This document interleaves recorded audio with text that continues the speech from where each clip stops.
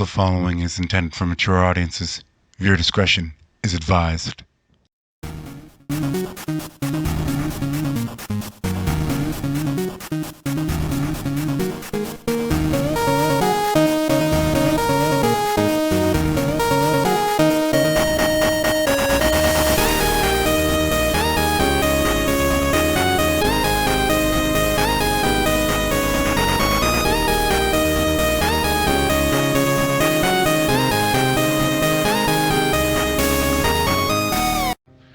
Greetings, Deadites. You've surprised me yet again. So in the spirit of surprise, I bring you this special. Today I present you with what if Tommy Oliver was the son of Rita Repulsa. Now, be warned, I'm going to be using monsters out of order here. Finally, after 10,000 years, I'm free! However, Rita and her usual cronies weren't the only ones to emerge from the mighty space dumpster. I mean, prison. A cloud of black energy could be seen behind everyone else. Yes! Go now! Go! The cloud of energy zooms to Earth, and we get the scene I know and love, but I'm gonna change a little. Ay ay ay! Zordon, Rita Repulsa has been freed from her prison. Zordon knew what he must do. It was time to imbue the power to new champions. Quickly, Alpha! Find me virtuous youths with attitude. Please don't kill me. Again. Sorry, little joke with my name. But seriously, I had to make this change for what I'm about to do. The Rangers chosen are still the same, except for Zach. However, it's not really gonna be a giant change, since it's still the same character, only, well, a girl. Welcome, Jason Lee Scott, Billy Cranston, Trini Kwan, Zoe Taylor, and Kimberly Hart. I am Zordon, foreseer of all that is good in the galaxy. A great evil has risen, and I need your help in combating it. Alpha, the power coins. Yes, Zordon. Before you are the power coins. They shall grant you the power of the Morphin Grid, and allow you to become Power Rangers, the defenders of the Earth, and all that is good. The team was apprehensive, but Zordon gave a compelling speech about why they were all chosen. If you are watching this, you probably already know why, so let's just skip forward a bit, yeah? The team has been in the swing of things for a good while, and we fade to a military hospital. I feel a body. It's living, yet vacant. A victimless cry. The energy crept closer to the door and then entered. Said vacant body belonged to one Tommy Oliver, or in this case, Olivier. So, time for the change to Tommy that won't really affect the story that much. Or at least won't affect the story as much as, well, its title. This was intended as a small live-action project I wanted to do with me as Tommy. So for that reason, this Tommy is black, and we're gonna say he's about 24, 25. The energy focused and entered the body. Tommy's eyes opened and turned pure black for a moment. The body we know as Tommy had awoken for the first time in 3 years. The first thing the new master of that body did was pull out the respiratory tube and all needles. Needless to say, a flatline occurs, at least from the hospital's perspective. The new owner looked to see that this body had its own room in this healing facility and saw a nameplate on the bed. Tommy, I like it. He lived an honorable life. And so too did he die. He should have been allowed a warrior's rest, but luckily for me, he was not. I must further check his memories. Can't have any surprises after all. Tommy thought to himself, dared not say that out loud due to the cameras. Tommy continued to search the memories within his mind. Just as he finishes, the doctors and nurses enter the room. You don't need to worry none about me. I ain't dead. Any chance I could get some clothes? A nurse came in with fatigues, but Tommy gave her a stern look. They're all we have, Lieutenant Colonel Olivier. Tommy had a surprised look on his face. Last I checked, I was a first lieutenant. That was 1 day away from going civilian. A 4-rank promotion is for dead people, and that I ain't. The doctor informs Tommy that a lot has changed since last he was aware. However, there was a VIP coming his way. General on deck! Everyone saluted except Tommy. Saluting was for the military, and that he was not. And if anyone insisted, well, he always had ways to sway the weak-minded. He didn't like using such tricks, but he had a job to do. Revenge awaits. Well, I'll be a monkey's uncle. Olivier, you're alive. It's good to see you, soldier. Tommy grunted. Colonel Kenway, you made brigadier. Good for you. I would very much like to go home. How in the world did you keep a civilian here for so long? Turns out that the bullet to the head that Tommy had taken for the current brig did him a massive favor. Yes, I know it is a very small chance to survive a headshot, but in this case he did. Helmet did its job and slowed the bullet down enough to where it just was slight cranial damage, but the actual owner of the body that was alive and kept alive long enough to make it to the hospital, however, he checked out. But the machines kept the body there, fresh and going. Not only did Tommy have a colonel looking out for him, she was related to a very influential man. All due respect, Renee, I just want to start my new life. The fact that I'm alive is an utter miracle. Renee sighed in defeat. She had hoped her friend would change his mind, but truthfully, he changed hers. Using such a tactic left a sour taste in his mouth, but he has his mission. Fade to Tommy's new home in Angel Grove to see a monster attack. Fencers in rare form, guys. These putties are stronger than usual, Billy said as he dodge-rolled an attack from Putty. I know, right? Zoe let out. Goldar appears and slashes at Jason. Jason was having trouble at first, but Goldar was merely there to save the monster that Trini was about to end. That's when Tommy said Rita's usual line. Make my monster grow. However, in this instance, he imbued the power of lightning, but he did that discreetly. There was even a staff there. Optical illusions are awesome. Now, the second lightning hit the monster that I'm not gonna bother naming since this one is cannon fodder. The Rangers were in their Zords. Now, it takes Voltron 36 seconds to form up. So we'll go with that since they don't really give us a amount of time that it takes to really make the Megazord, do they? You can correct me if I'm wrong, but I've watched every season of Power Rangers myself, and I've even watched Super Sentai, and they never really mention how long it takes in that universe to make that, for that gatai, that combination to happen. So, back to my point. Sorry guys about that rant. Tommy had bore witness to the dynamics of their team and was now formulating a plan.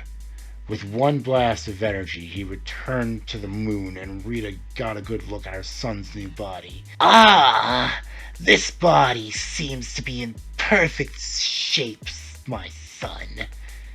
Why did you not face the Rangers, Draken? Yes, you heard that right. Tommy is Lord Draken. Well, Prince Draken in this instance. This body is new to me, Mother. That, and I must wait for the proper moment. Zordon is no fool, and should I act too soon, he will take precautions against me. I have taken every effort to remain undetected. I'll be going into further detail on this. Apparently, these Rangers go to a community college. I shall infiltrate that and wait for the proper moment to strike. Until then, continue doing what it is that you do. Now, we all know that since Tommy has a power coin, he can teleport into the command center. However, he's going to do that once he truly knows his enemy. If you know your enemy and know yourself, you will not be imperiled but in 100 battles. If you do not know your enemy, nor yourself, you shall be imperiled in every battle. Sun Tzu. Draken, no, Tommy liked that quote.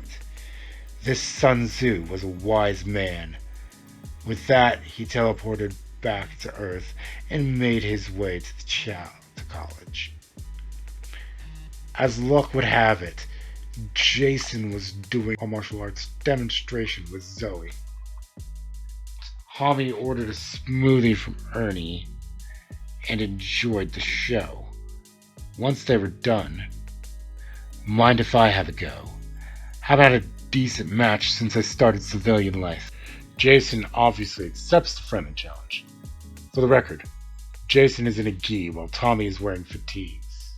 He left his personal belongings in his bag and Bulk agreed to watch it for him. Say what you will about Bulk and Skull, but they ain't thieves. Tommy and Jason bowed to one another, and Tommy just let the body do its thing, muscle memory and whatnot. While he did know how to fight, he wanted to try the training that had been ingrained into the mind and body of his, new body. The first strike is Jason's, however, it is dodged, and Tommy follows up with a sweet kick and a finishing strike to the face, stopping just short. Point to challenger! Tommy was having fun, and so was Jason. The match ended in victory for Tommy, but it was close, and he bowed to Jason. Good match. So, what's fun to do around here?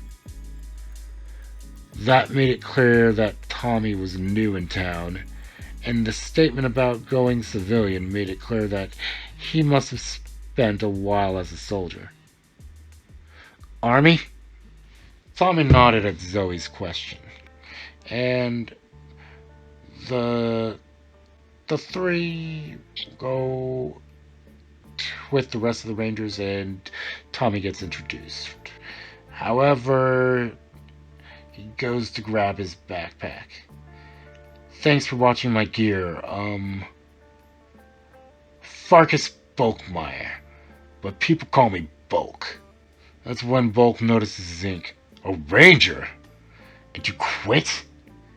I'm guessing there's a story behind that, but you'll share it when you're ready if you're going to be here for a while. Bulk offers a hand and Tommy firmly grasps and shakes it. Olivier. Thomas. Call me Tommy. Now, I ain't a funny guy, so I'm not even gonna try to capture classic Bulk and Skull moments. Not at all. Tommy meets the Rangers and they have a discussion on his time in service. Tommy's cover was that he came to Angel Grove to start fresh and dive into life. Albeit, in his case, Tommy has a place and stable source of income, bonds and investments he had made. It was too late in the quarter to enroll, but you don't necessarily have to be enrolled to be on campus. It's a community college, so parts of its campus are open to said community. About a month goes by and Tommy has gotten a feel for the Rangers' personalities. Tommy would spend a good amount of time in the library studying where he would bump into Billy and Trini. Billy even made a pass or two at Tommy, but was turned down very politely. Yes, you heard me right. Billy's gay in this. Thought it would be a good way to show respect to Yost. I mean, the reason he left the cast was very saddening, but back to the story. Billy couldn't help but smile at how well Tommy and Trini were getting along. Kimberly was a little peeved, but what can she do? Trini wasn't a switch hitter like her. The two got along so well, to the point where it was sad that he would have to betray them soon. But this wasn't personal. It was merely revenge.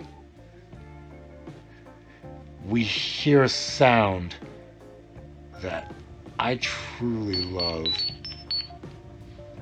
and the friends had to take their leave. One of Finster's monsters was running amok.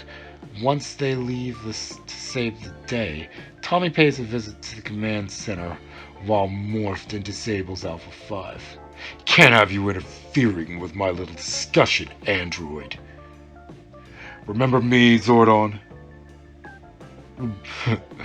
Zordon was at a loss for words. Prince Draken of the Dragon Empire. How is it possible your body was destroyed in the battle against the Machine Empire? Indeed it was. With the last of my power, before I was eviscerated by that fool King Mondo, I converted myself into pure energy. Of course, I have a new body now. And don't look at me like that, Zordon. I harmed no one in acquiring this body. I don't know what's so special about this planet that you have to intervene to save it, but not mine. Either way, let's see how your precious Power Rangers handle themselves without Daddy there to hold their hands. Draken, do not do this. Zordon cried out in hopes of the Green Warrior before him to see reason. You shall suffer as I have, Zordon. Watch the ones you've come to care for as they are slowly taken down. I do this not for conquest, but revenge, and it shall be sweet. The monster was made to be destroyed and made larger. Also, the Rangers would summon the Zords and form the Megazord. Once they did, the Green Ranger appeared and tossed them out of their Megazord, then began messing with the electronics. Once again, Tommy is doing this out of his own free will in this. Tommy didn't really care about finishing them off yet. He wanted to twist the proverbial knife. The Rangers retreated to the command center and were greeted with the phase-locked Zordon and a powered-down Alpha with mangled internals. Still fixed and serviceable by Billy, of course. Once again, I state, he's not trying to kill anyone just yet. He was just making a point to the Rangers. I can get to you. I can find you. I can end you. Now, keep in mind, I'm not one for doing things bit for bit, copy and paste. That's not how I do things, and I haven't at this point. But back to the story. When they managed to repair Alpha, he began to work on getting Zordon back. Well, it took a while, but once that was done, it was story time. And this Prince Draken has a power coin? Does he have a Zord? Yes, Billy, he does. Zordon explained how Draken even got his hands on a power coin. Roughly speaking, he made it and his Zord through the powerful magic and tapping into the morphing grid. A process that he was not able to repeat, thankfully. Normally, Zordon would have been furious of such a thing, but the grid allowed him to create this coin, so he could do nothing at the moment. It was the will of the grid. Zordon wasn't telling them everything, of course, and a few of them knew that, but didn't press. The Rangers went about their lives, and that was good. Tommy and Trini were getting closer, and even Kimberly was being friendly with him. There were several attacks without the Green Ranger showing up, but eventually he did again. A monster was holding an innocent girl hostage to prevent the Rangers from attacking it. As much as I love Power Rangers, I'm not even gonna try to keep these monsters in order, like I've stated. I apologize in advance. In this case, said monster we're gonna go with is Bones. The monster, not me, obviously. Drop your weapons or the kid is dead. The Rangers comply and are struck down by putties. They're still morphed though. Once the Rangers were compromised, Bones grew and began to crush the Rangers. He tossed the child, obviously. He was not expecting the Green Ranger to save the child, however. Go to your family, child. The child looks confused at the Green Ranger. Aren't you the bad guy, Mr. Green Ranger? The Green Ranger laughs. Good, bad, dear child, you will find that life is not that black and white. While as far as you are concerned, I am the bad guy, but I am not evil. I fight with honor, and what that monster did was anything but. The Green Ranger plays the Dragon Dagger. Bones is confused why his prince is facing off against him. My prince! Why? You're no subject of mine. Live without honor, fall without honor. The Dragonzord finished Bones and takes its leave. If you're so honorable, why are you doing this? Jason asked, to which he was given a chuckle. Ask your master. He shall tell you, boy. When the Rangers arrive at the command center, they demand the full story, to which Zordon grants. Prince Draken was a good man and an amazing warrior. Like his mother, he was blessed in the field of magic. And like his father, Lord Zed, he possessed great power. Yes, you heard me right. Draken was more of a alliance baby. He said pretty much wham bam to Rita. Got her pregnant and bounced. Much to Rita's chagrin. Remember, it can only take once, after all. The Evil Machine Empire was making its rise to power and loomed over the Dragon Empire. One day, Zordon was approached by Rita to allow the power to protect her empire, and he refused. He could sense not quite evil at that point, but wickedness within her heart. Her boy, however, was a far cry from either of his parents, and was a paragon of all that was good. Draken did not let this deter him, and he managed to tap into the morphing grid and make his power coin and sword. Zordon was furious when he heard, but did nothing since once again, the grid willed it to be so. The Dragon Empire now had a champion in the form of Draken, but he was just one man, even with the mighty strategies of Rita Repulsa and the power granted to him. They were destined to fall. Rita turned to black magic, and that's when the corruption set in, and we have the Rita we know and love/hate. Draken, however, stayed true to his ways, and fought Mondo to his last breath. He managed to escape death at the cost of his body. He was sealed with his mother somehow, which works well because he allowed her to commit such evil. Since Draken's honor seems to remain, Zordon assumed that the hunger for revenge against him and the Machine Empire clouded him to her actions. Either way, he was punished in the end, even if Zordon didn't know it. The Rangers were confused and slightly angered at Zordon. Now that they knew the truth, they would hesitate, and that would cost them in the end. Tommy was playing a game of chess with Billy, a game to which he was winning. "Good game, Billy." Billy nodded his head and Tommy left. That Tommy guy's pretty cool. I saw him help an old lady pick up her groceries after the bag busted. Skull let out, and then Trini sighed.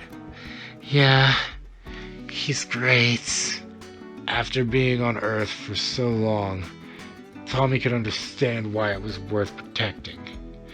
Unlike the Dragon Empire, Earth truly had no means to defend itself against the likes of the Machine Empire, while his empire did.